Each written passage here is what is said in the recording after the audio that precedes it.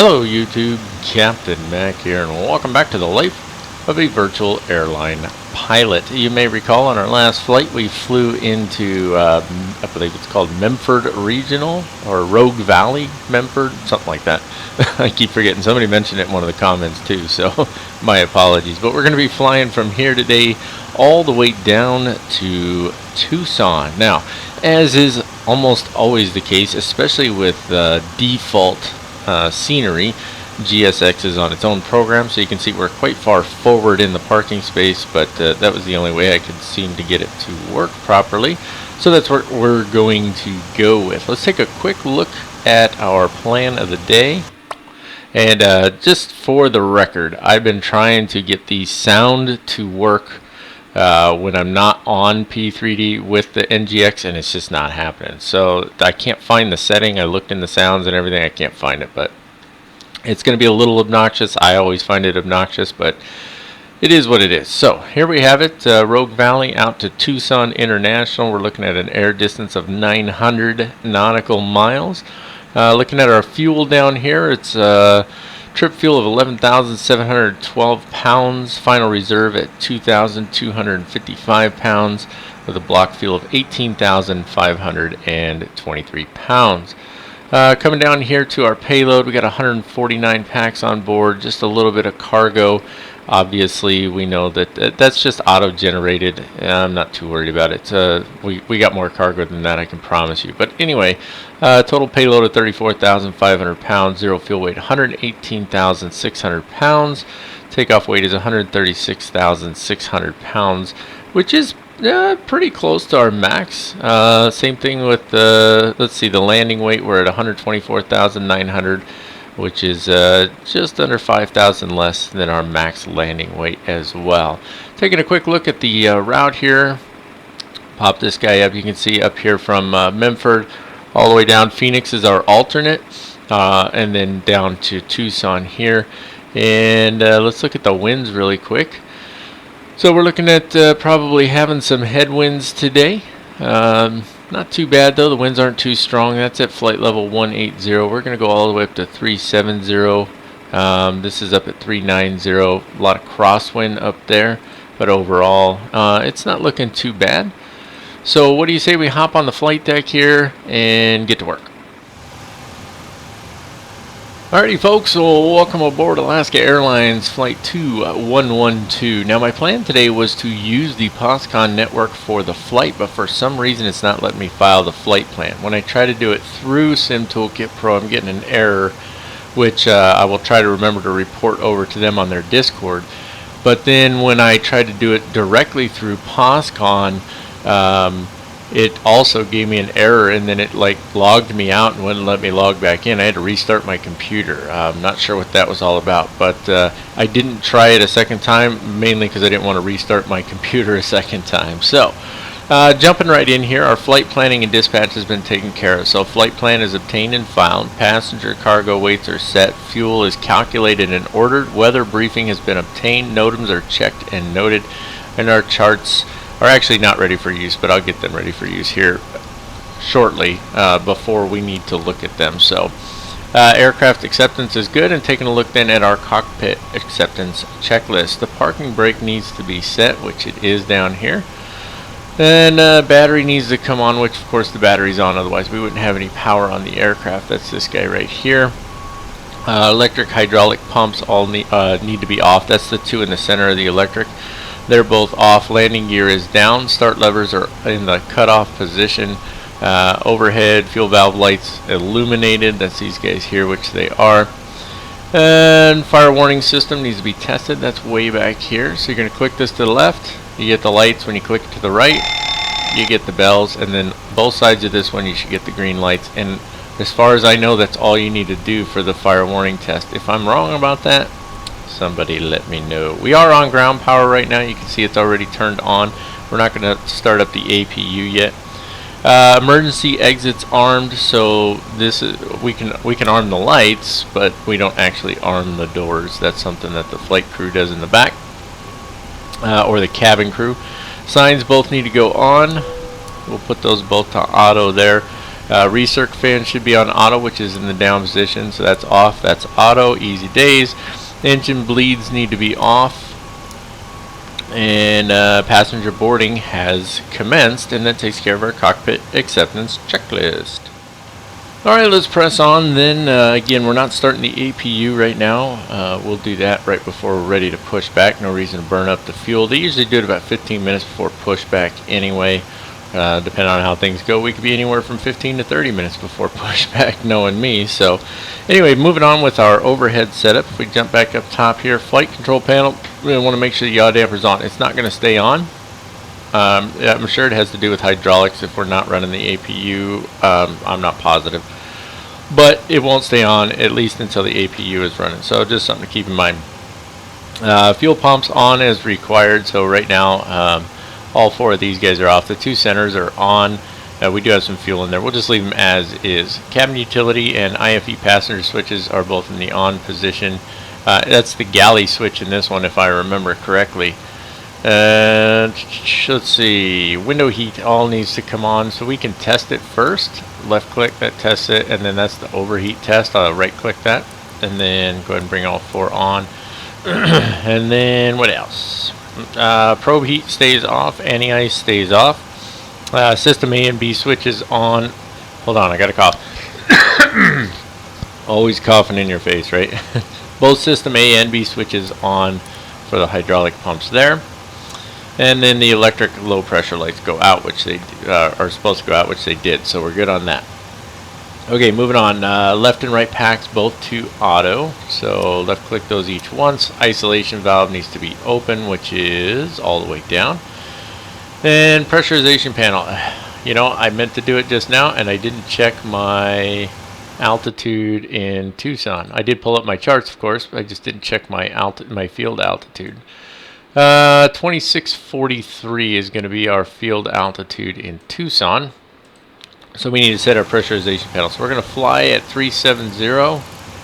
So bring that all the way up. There we go. And then now I have to look at it again. It's 2643. How did I forget that in such a short amount of time? So we'll put it at 2650. There we go. That takes care of that. And then exterior lighting as required. So we don't have nav lights on this, right? So you've got the position lights, strobe and steady, and it's on steady right, or it's on strobe right now, isn't it? That's steady there, right? No, it was on. Okay, so that's steady down there. I'm assuming that's the nav lights. Now, somebody gave me a great post in the comments section about how things work as far as ground lights are concerned. And I didn't memorize all the information, but I surely do appreciate that. He's ground crew, I think he said for American Airlines, either still is or was for quite some time, and he gave me a really detailed post on how they deal with ground operations. I thought that was pretty cool, and I want to go back and read it again and get a good feel for it. But when I read it, I was actually just taking a look at comments real quick, seeing if there's anything I could respond to. So I apologize that I didn't respond to your, oh, I think I did respond to it, but I apologize that I wasn't able to commit the information to memory quite yet. But anyway, that's going to take us down to our FMC initialization, and we'll when we do that, we're going to jump in and do the entire flight plan and everything. So I'll be back in just a second. Alright, so I was wondering why GSX didn't seem to be loading passengers, because they were waiting for me to open the left aft entry. So I went ahead and got that opened up now. It's kind of frustrating when you don't have a jetway available, or when you can't get the jetways to work because GSX won't let you. But anyway, there's no jetways here, so you have to have that rear exit open as well so that they'll load packs. So there you have it. Anyway, moving on. Time for the FMC setup. So we'll go in here, make sure our AirX cycle is up to date. You can see we're on 2008 now. We'll go to position initialization. We're at KMFR. That is right, isn't it? Yep, KMFR. No gate number for us. And you know what we didn't do? It's kind of weird. You know what? I wrote it in there, that's why. It's the IRS alignment. We need to do that. So you're going to right click once and twice to nav. And then once the align light lights up on them, you're going to click them back over to align, and now we can align the IRS. It's not on this checklist for some reason, probably just because it's part of a flow, and the checklists are to just ensure that everything on the flow is done. But because I fly so many aircraft, I can't memorize every flow, and so I have to write things into my checklist so that I remember them. There you go, there you have it. Okay, let's move on. So GPS position 4222, 122.52, we'll grab that. Just double check 4222, 122.52. That's our reference airport, so we can put that in there, and we're good to go. Now we'll go over to route, and let's see. Yeah, invalid entry. It's KMFR to KTUS. It should be in there as a company route. Let's see if it pops up. And the flight number is 2112. Yep, 2112. ASA 2112. There we go. Activate that. Execute. And so what we should have, yeah, we've got direct, and then Victor 122, LMT J92, and then direct to TFD, not KMFR. J92 to TFD, and then it's direct to KMFR, but that'll put us on Dingo 5 there. So let's go ahead and go departure arrival, do our Tucson arrival. It's the Dingo 5. So here's the problem. I don't know what the weather's going to be yet. We're still a couple hours out. I could look at a forecast, but instead I'm just going to wait until we get airborne, because the Dingo 5 has 2 different arrivals depending on which runway you're going to. So we're not going to put that in yet.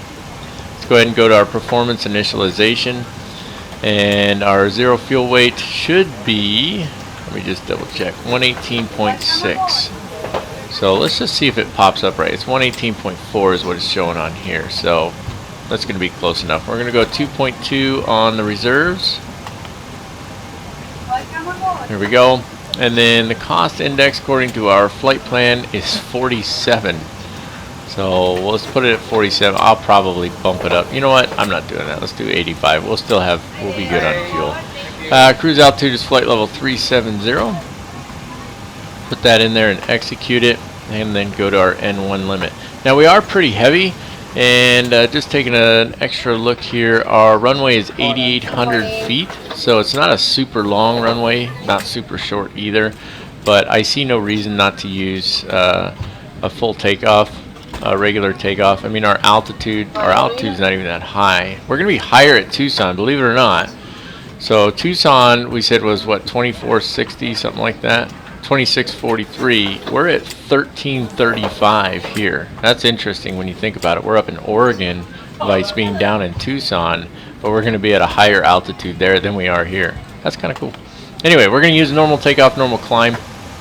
It will be flaps 5. I don't think we'll need more than that. And then our center of gravity should be around 24. Yep, there we go, 24%.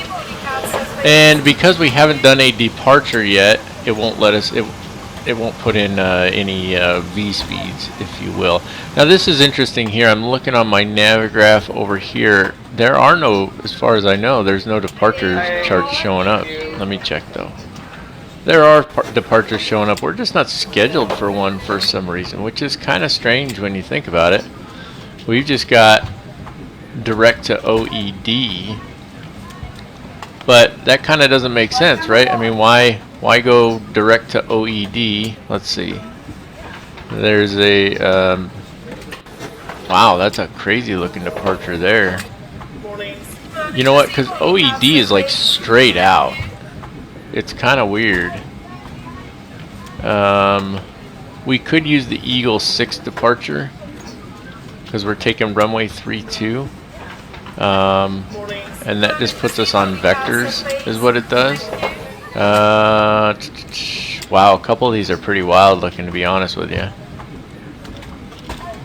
They got like these DME arcs going on. This is the one that makes the most sense, the Jackson 1 departure, so that's what I'm going to go with. I don't know why SimBrief didn't schedule us for a departure. We'll take runway 32, Jackson 1. Let's go to our legs page real quick. So, yeah, it's just an intersection out there. That's what this stands for, and then to OED, so that's pretty straightforward. And we'll be good to go from there. So, go back to route, takeoff page. Now we get our V speeds, 128, 131, and 138. We should have no problem making those V speeds, so I'm not worried about that.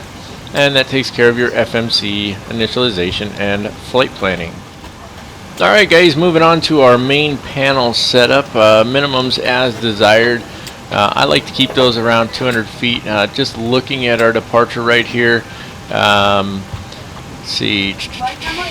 Runway 32 is standard takeoff minimums. Minimum climb of 300 feet per nautical mile to 6,800. So we should be good on there. And then we've got an adder above 1,800 feet. That's not even for our runway. So as far as all of our minimums are concerned, minimums for departure, we're good to go. Altimeter needs to be set to local. Let me just look at my active sky here real quick. And we are looking at 298 and no wind at all to speak of, and pretty much no clouds to speak of either. So 298 on the barrow. Let's move that up. And I've got them linked up here, so 299.8 pops up over there, which just makes life easier for us, right? Mode selectors on map, we're good there. We don't need the center switch, range selector. And let's go ahead and finish setting up this MCP here. So flight directors can come on, auto throttle can be armed, LNAV and VNAV can both be armed. We're going to take this straight up to flight level 370. This will just take a minute. There we go, 370. What else? Heading needs to be set to runway heading. And of course, I'm double checking my charts every time. Well, I was until now it suddenly wants me to sign into Navigraph charts over here.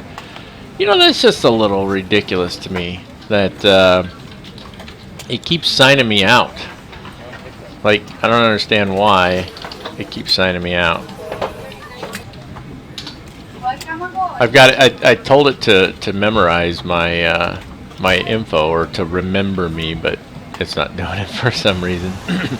Okay, where was I? That made me lose track there. Oh, I need my runway heading, which is going to be 323, it looks like. Yep, 323 degrees. So bring this down to 323. And what else? Altitude is set. Autopilots are off. PFD has no flags. Auto brake needs to go to RTO. Radios are good. I wanted to use them, but well, I mean, we technically would have just been running on CTAF anyway, Common Traffic Advisory Frequency, because there's no controllers on. But anyway, let's take care of the, come on, brain work. Here we go. This is what I'm looking for. 2336 is what we'll put on here. Hello. Transponder is the word I was looking for. And let's test the TCAS. There you go. You see the test taking place there. Speed brake is down. Thrust levers are idle. Engine start levers are cut off. And stabilizer trim needs to be set to 5.32.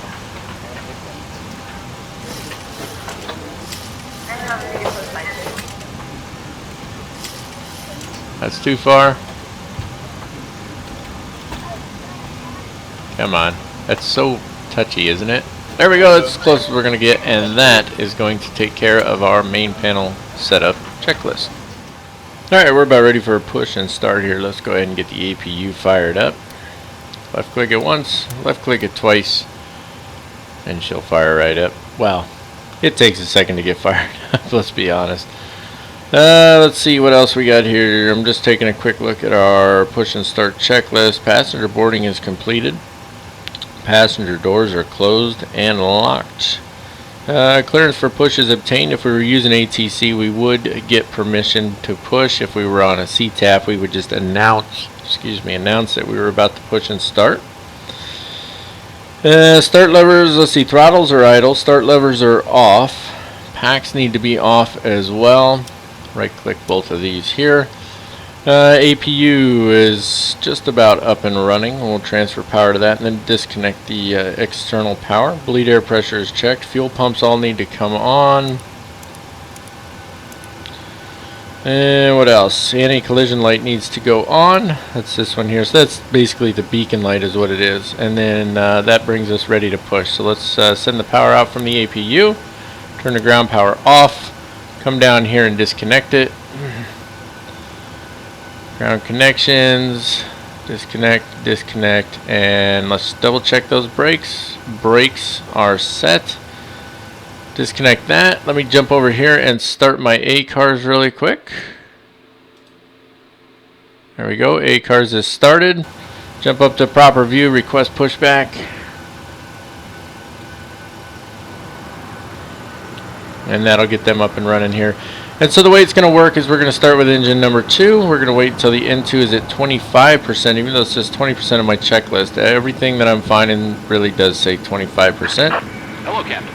We're ready for pushback. And once the N2 is at 25%, let's put this on the engines page. That's going to be this down here. Once it's at 25%, we'll introduce the fuel and wait for it to fire. So right now, all we're doing is we're waiting on these guys. We shouldn't need that page anymore, so let's get that over here to the legs page. Locking gear. And during our panel setup, I did forget to set the airspeed on the MCP. I've got that set now, 143, which is our V2 plus 5. So we're good there. So now we just wait on this guy. You know what amazes me? GSX really is a great program, but then it's got these little things that'll drive you nuts. I'm going to use the quick edit pushback that I put together. Departure check completed. Bypass bin inserted. Release parking brakes. Commencing push. Parking brake release. All engines clear. Start at will. Making sure that ACARS has started, which it has, so we're good there. Jump up to the overhead view here. So we're going to leave the starter on the left side. We're going to left click on engine number 2 over to ground. I almost did engine number 1. And you'll see the N2 starting to come up there. Once that hits 25, then we'll go ahead and we'll introduce the fuel down here. There's 22, 3, 4, and 5. Introduce the fuel. And you'll see the N1 will start to come up here. There's the exhaust gas temperature coming up. Start valve shows start valve is open. Low oil pressure goes away. N1 starts to come up. And it's as easy as that. Now I've got them pushing me back this way because we've got to taxi out over here. And so we're going to go out this way. That's why we push this way. Just made more sense. There's the starter clicking off. Wait for the engines to stabilize a little bit. And the pushback will be done here in just a second. Set parking brakes. Boy, they just stop suddenly, don't they? Waiting your confirmation for good engine start. Alright. Engine 2 is stabilized. Go ahead and left click on engine 1. Same thing, watching the N2 coming up. As soon as we hit 25, we'll introduce the fuel.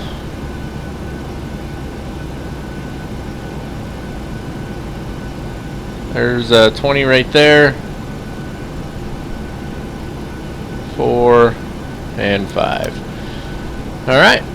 And while engine number 1 is starting up, I'm going to break away for just a second. I'll be right back and we will take care of our after start and taxi checklist. Alright, we got a good start on both engines. Let's go ahead and confirm that for GSX. There we go.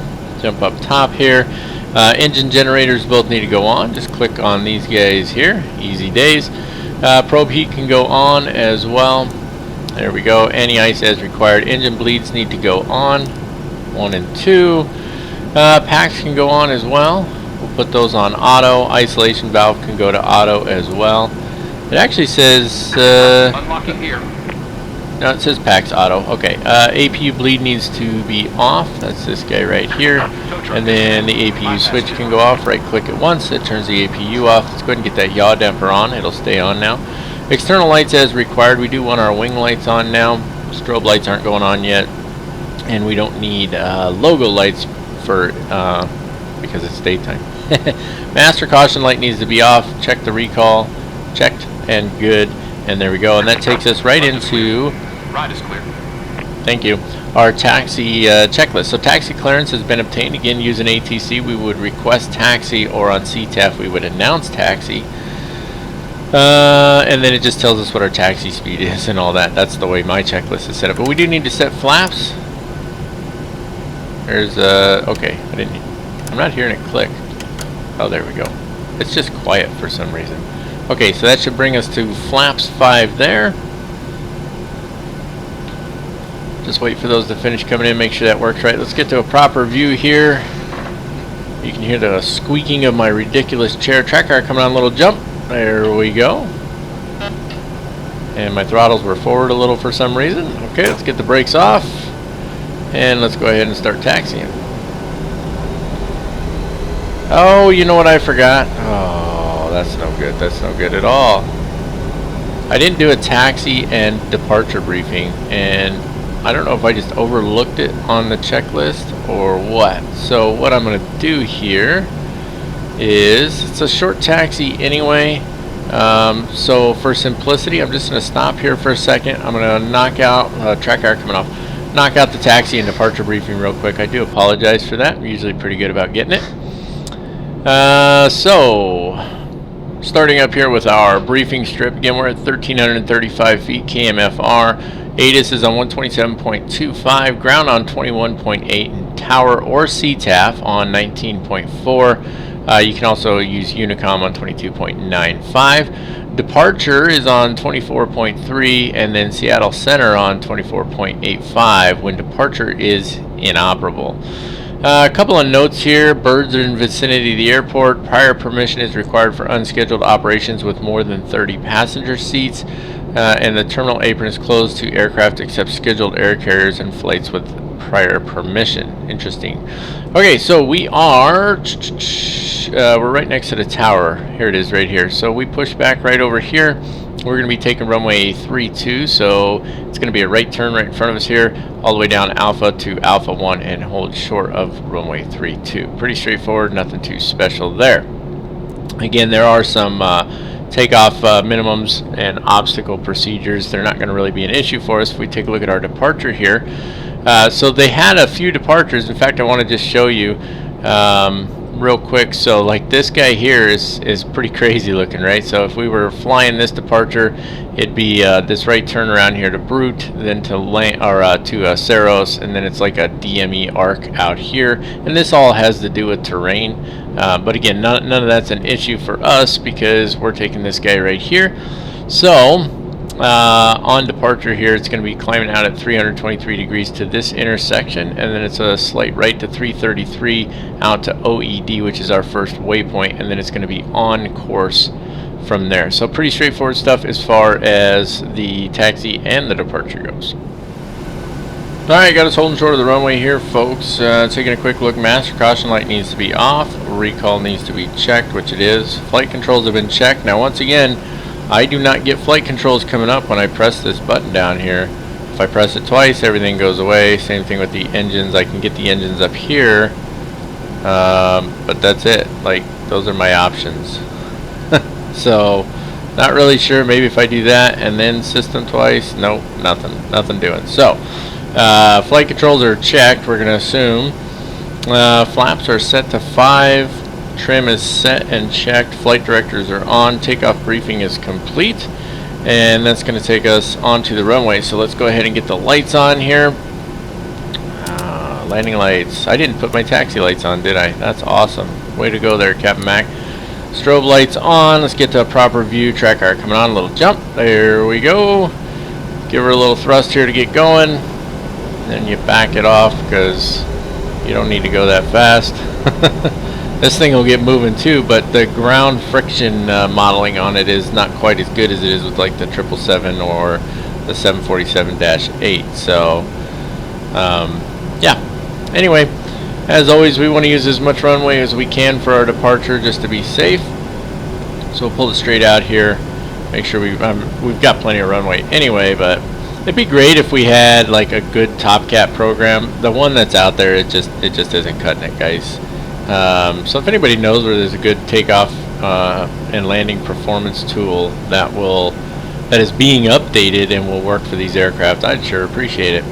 Okay, double checking real quick. Landing lights are on, strobe lights are on, taxi and runway turnoff lights are on. Engine ignition switches need to go to continuous. Right click each of those. Let me make sure I didn't miss anything else on the checklist here. Or it's engine start switches, sorry. Auto throttle is armed, transponder is on TARA. And let's turn on the weather. There we go. Even though it's pretty much clear skies, even though it looks kind of gray now, doesn't it? It's kind of hazy out there. Anyway, let's get her rolling here. Bring them up around 50%, a little higher maybe. And thrust ref. Let's listen for our call outs. Hands are on the throttles right now. Airspeed's alive.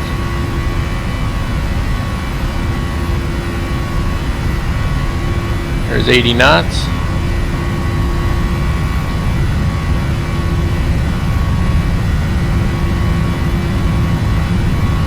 V1. Rotate. There's those double calls again for some reason. Now, I just finished a flight the other day. Positive rate gear coming up. I just finished a flight the other day in the 787 from Quality Wings, and the callouts are so quiet all of a sudden. I mean, so quiet that I can't hear them. It was very, very frustrating. Okay, just following our flight director now. It's a little turbulent out here, isn't it? Looking pretty good though. There's a thrust reduction height. Start bringing the nose down a little bit.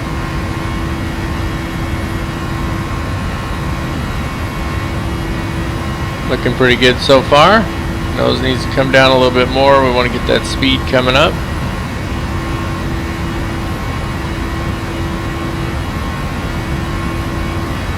Give it a little nose down trim. There we go. That helps. Okay, let's go to flaps 1.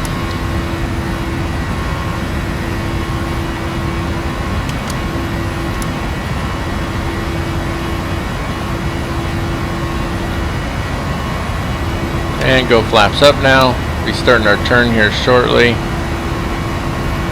And we'll be climbing here soon too. A lot of terrain out there. I didn't turn the terrain mode on. There's our turn.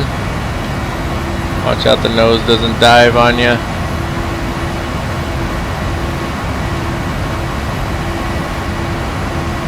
Nice views. I remember coming into land here with these mountains and stuff. It was pretty cool. Like, we're not that high above them, you know. Alright, there's we're coming up, we're above 250 now. We don't want to be, so let's get this climb going here. Again, just following the flight director. Trying to anticipate what the aircraft needs or wants to do. That helps a little bit. Sometimes I do a decent job, sometimes not. It's a little harder to look around with track IR than it is in the real world, obviously. Give her a little more nose up trim there. Looking pretty good. Let's bring her around the corner, and then we'll come on, baby, nose up. What the heck? Oh, that's a mountain. I thought that was something floating in the air. That fuel warning is going to be for the center tanks. Not worried about it. We have plenty of fuel. We can turn those center tanks off. There we go. Could have done that instead of clearing the message on the master caution, but that's alright. Looking pretty good. Gonna be above 10,000 before you know it. Alright, let's go ahead and turn the autopilot on here. There we go. Track IR coming off. Little jump. There we go. And after takeoff checklist. So auto brakes need to go off. We can turn the put the landing gear in the off position as well. We're about to clear 10,000, so let's take care of these landing lights really quick. Right click these guys. All three of these come off.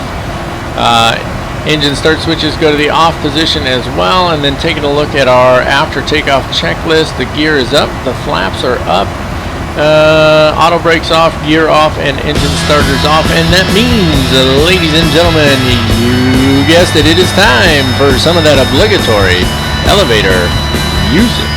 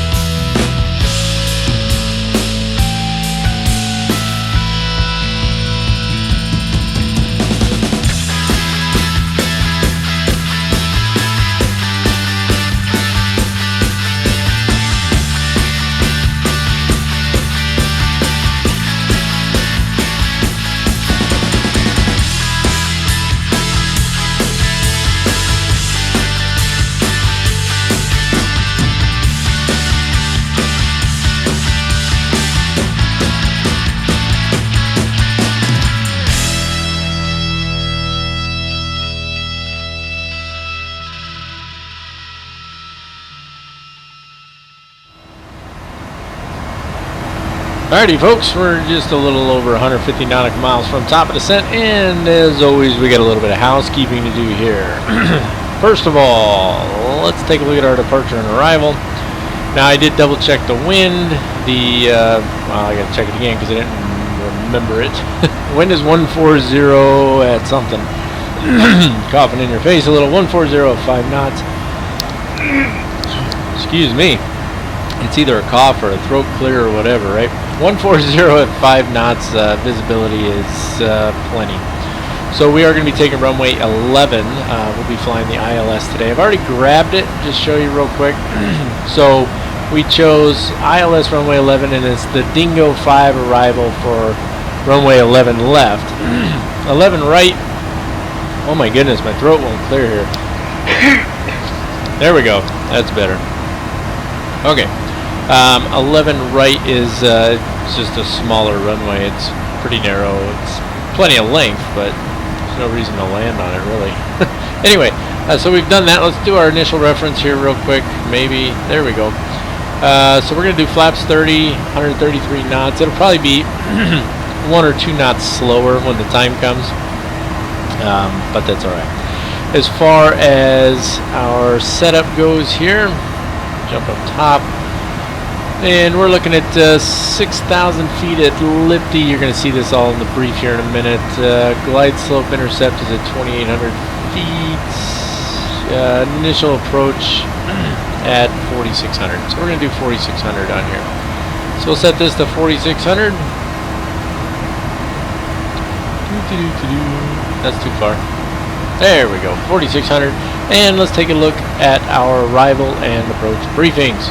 SimToolKit Pro, bam! If you guys haven't checked out this program yet, I highly recommend you do. It's free. Yes, that's right, ladies and gentlemen, it is free. SimToolKit Pro. Type it into Google, download it. You won't be sorry. Okay, we're coming in here on the Dingo 5 arrival, starting at PXR, which is just right next to Phoenix International or Sky Harbor International.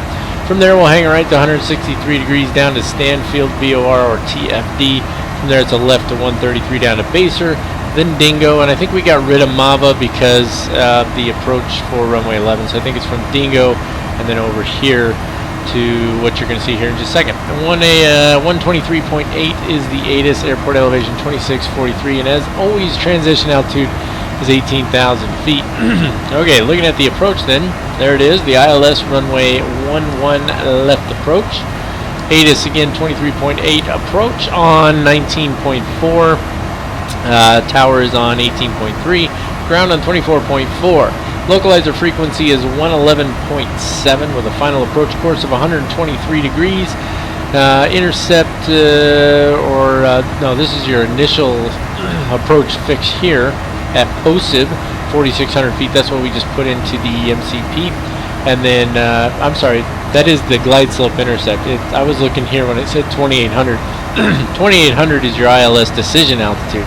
POSIB is the glide slope intercept, so that'll work out nicely. Anyway, airport elevation is 2,643 feet. Touchdown zone elevation is going to be 2,643 feet because it's P3D, and somehow they still haven't figured out how to change elevation on a runway. Missed approach procedures: climb to 4,000 feet, then a climbing right turn to 6,000 feet on heading 300, and outbound on the Tucson VOR 270 degree radial to RYN NDB, which is 12.8 nautical miles from Tucson VOR, and hold. And you can see kind of what that looks like here. Straight out to 4,000, then a climbing right turn to 300, and then bam to 270 out to the RYN VOR. Okay.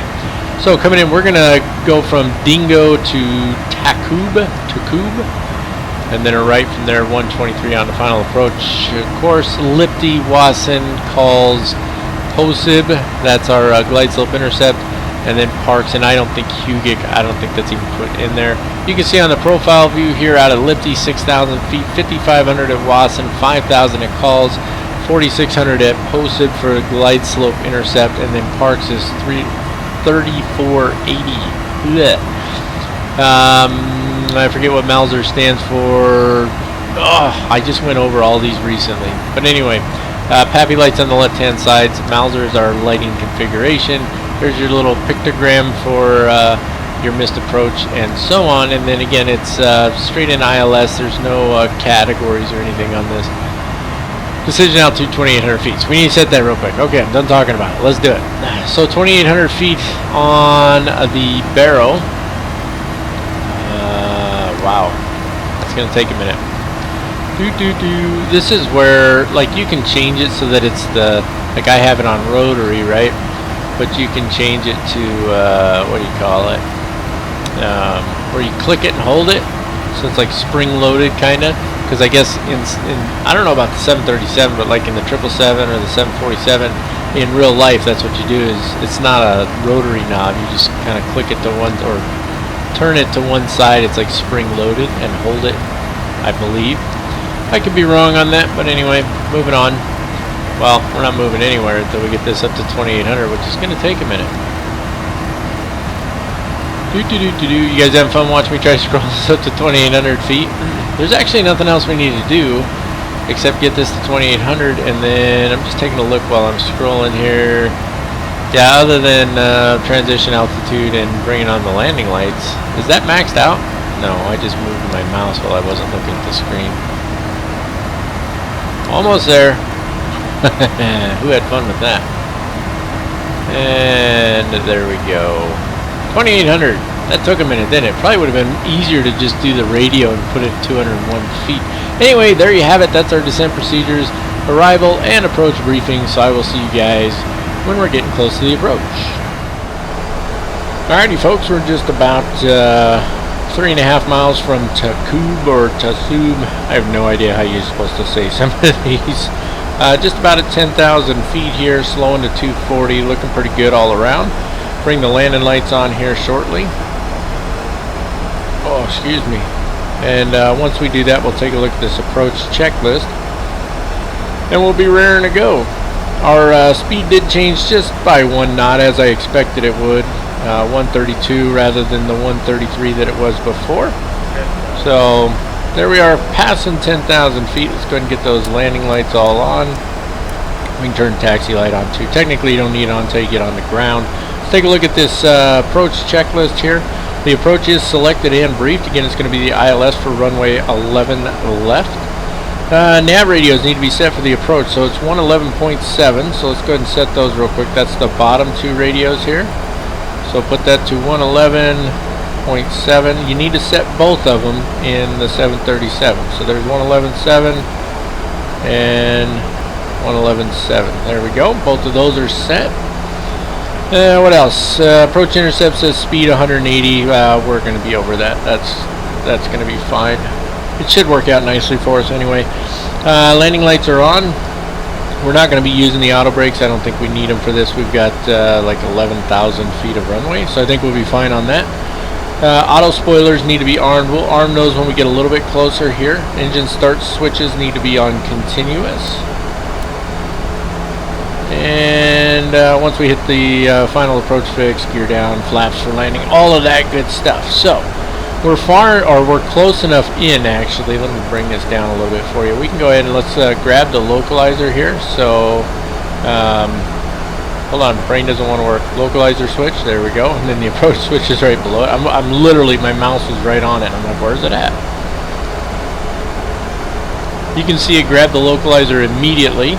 We'll hold off just a little bit longer before we grab the approach switch there. Let's put it on terrain mode here. There is some these mountains up here. He was on terrain. Let's put him on weather on the first officer's side, just so that we've got it out there. The terrain's really not going to be an issue. You should be able to make out the runway in sight up here. We're looking pretty good. Keeping in mind that our go-around altitude is 4,000 feet. So as soon as we intercept the glide slope, it's actually ultimately it's 6,000 feet, right? It was 6,000 feet. So we'll set 6,000 feet on here once we grab the glide slope. Let's go ahead and let's put on the approach mode now. It'll grab that glide slope pretty quick, I'm sure.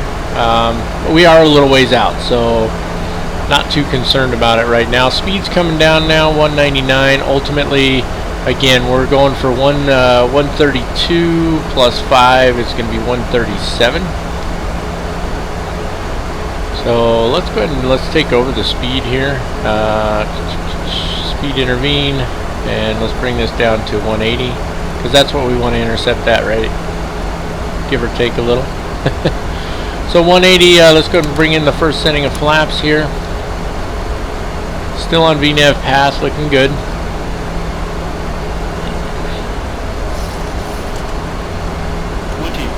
And we can bring in that next setting of flaps as well. There's our 2,500 foot call.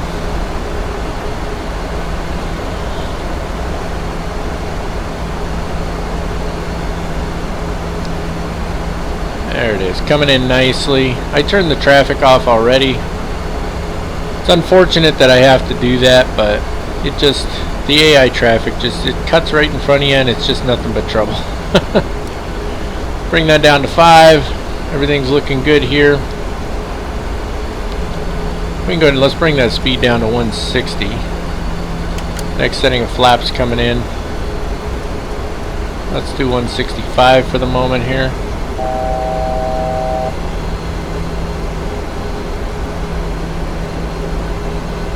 Alright, it's coming in nicely. Everything's looking good. Straightforward approach. I think we can turn the terrain mode off now. No reason to have the frame rate hit. In real life, you'd probably just leave it on, especially for the missed approach. But we're going to go ahead and turn it off anyway.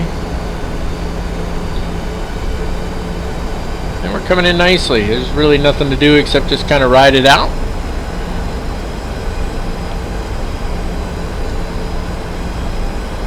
I need to remember to set 6,000 on the altitude once we intercept. I forget that a lot. Should intercept the glide slope here shortly. You can see the diamonds moving down there. We're getting pretty close to it. As soon as we intercept, we'll get gear down. Next setting of flaps will come out. And we'll slow her down. Just about there. There's glide slope intercept. We could hit the other channel. We don't need to. Let's get the gear down. Next setting of flaps coming out. Bring that speed down just a little bit more. Let's reset this to 6,000. Gear down. There we go. Next setting of flaps. And again, and just for your guys' reference here, it's going to be flaps 30 on this one. So that is... oh man, I always land full flaps, don't I? It's 2 more settings on the flaps. 1 shy of full. Next setting of flaps. Let's get that speed down now all the way to 137. There we go. Track car coming on a little jump. There it is. Next setting of flaps. And that's going to bring us to flaps 30. Let's arm the spoilers or the speed brakes. There we go. Speed brakes are armed. Just letting that speed come down nicely here. Looking good on the approach. This right here is not part of the runway. It's not even a displaced threshold. It's I don't think. I believe it's a taxiway. All right, it's a little bumpy coming in here. Should be fun. Let's go ahead and turn the auto throttles off. We'll take control here. There we go. Looking good. All right. Boy, she's just kind of all over the place, isn't she? That's crazy. Autopilot coming off. There we go. We have control. Speed's looking good. Everything's looking good here. She's a little wobbly coming in. 1,000. Just watch out. She's the nose is dropping on us just a little bit there. All right, looking nice.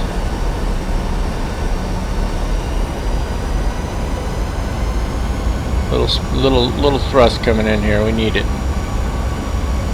That's why the nose keeps dropping. We're getting just a little slow. There we go. That's a little better. 500. 500. 400. 400. All right, let's listen to the rest of the call-outs. 300. 300. 200. 200. Continue. Minimums.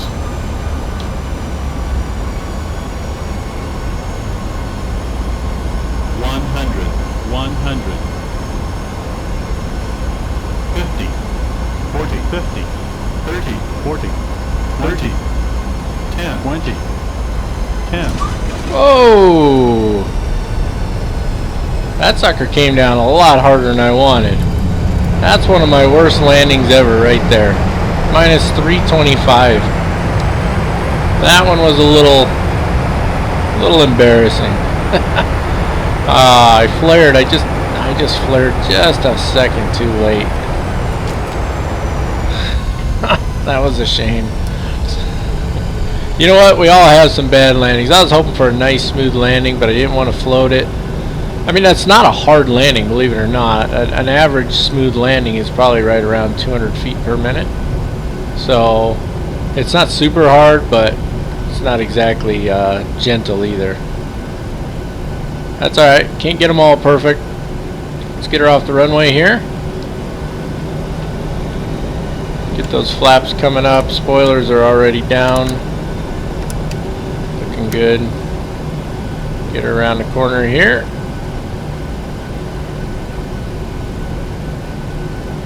Alright, well, that landing was a little bumpy. That'll happen sometimes.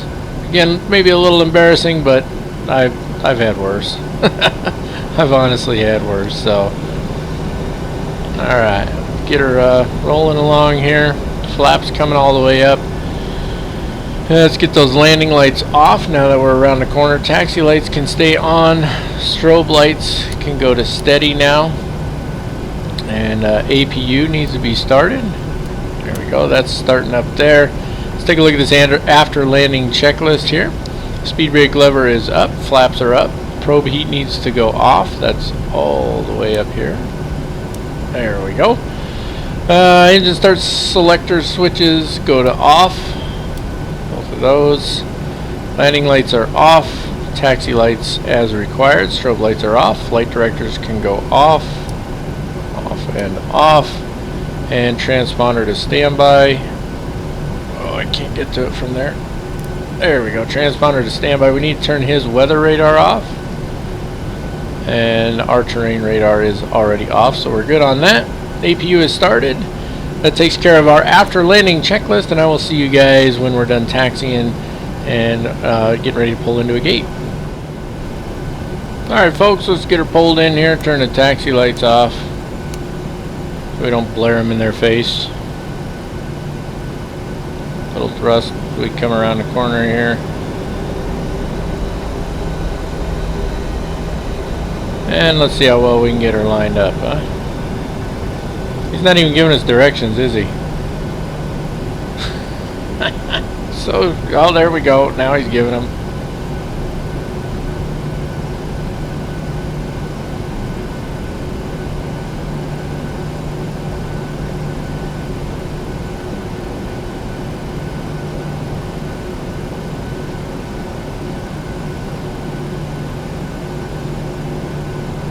I'd say that's good enough there, huh? Track hour coming off a little jump. There we go. Let's go ahead and get these parking brakes on. Parking brake on. APU should be up and running by now. Let's go ahead and grab the power from that. I always just think of it as sending the power out. And we can go ahead and shut down engines. 1 and 2. There we go. And let's go ahead and request deboarding. So I took a look. As a matter of fact, we'll do it right now. Let's finish up our ACARs. The landing rate was actually minus 275, vice the 325. So the landing rate report on Sim Toolkit Pro seems to be just a little high. Still not my best landing, but certainly not a horrible landing either. Let's go ahead and stop the flight. PyRep's ready, so let's file it. There we go, and that'll make sure we get credit for the flight. And let's take a look at our shutdown and secure checklist. Parking brakes are on, start levers are cut off, ground power needs to come on. So we come down here, go to your menu page, FS Actions, ground connections, wheel chocks, connect the ground power, connect the air conditioning unit. Then we can jump back up top, turn the ground power on, and we don't need the APU anymore. Turn that off. There we go. Doors and stairs need to be open now. I'm sure they're waiting on us for that. So let's go ahead and open doors. So we're going to need to open left, forward, and aft, and then cargo. And you can hear the passengers offloading now. Fuel pumps need to go off. That's these 4 up here. Boy, it's a little bright right now, isn't it? Cabin utility IFE passenger switch can go off. Again, that's the galley switch up here. And moving on down, the signs can go off. They're already out of their seats. We didn't turn the signs off. Shame on them. Window heat can go off. 1, 2, 3, and 4. Probe heat's already off. Electric hydraulics can go off. That's the 2 in the middle. All bleeds can go off. So APU bleeds already off. Engine bleeds can come off. Isolation valve gets closed. We can turn off the yaw damper. Recirc fan will stay on auto for now. External lighting, we can turn off the anti-collision lights and the wing lights now. And we'll leave this on steady.